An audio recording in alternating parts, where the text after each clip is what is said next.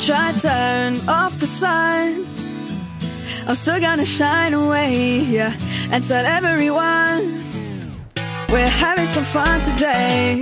We can go wherever you wanna and do whatever you like. Let's just have a real good time. Assalamu alaikum, alaikum, yeah. Assalamu alaikum, alaikum, yeah. Assalamu alaikum, alaikum, yeah. Assalamu alaikum, alaikum, yeah.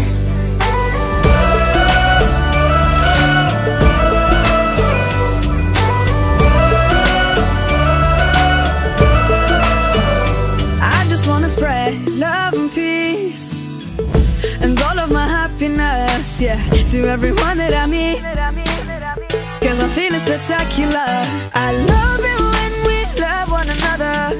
Give thanks every day for this life, living with a smile on my face. Assalamu alaikum, alaikum, yeah.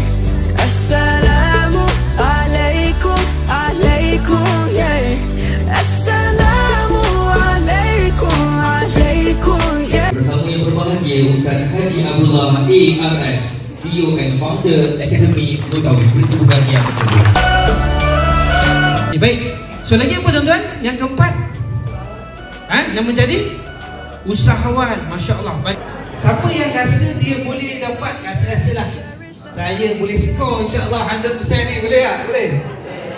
Kan, insyaAllah boleh. Dengan orang kata latihan dan juga mungkin daripada mana, dan yang penting kita lakukan every day. Assalamu alaikum, alaikum, yeah. Assalamu. Kita ni boleh pergi free, bawa 20 orang pergi tutup. Faham kan? So dia nak pergi. Ada SKQ juga. Okay, ada satu lagi yang saya nak share yang paling bantu. Kalau akan pergi lagi, saya akan ada grup juga pada tahun ni. InsyaAllah nanti kita akan jumpa lah dengan kita tu. Semangat tak? Tapi cakap muslim, jangan percaya apa dia cakap. Assalamualaikum, assalamualaikum, yeah.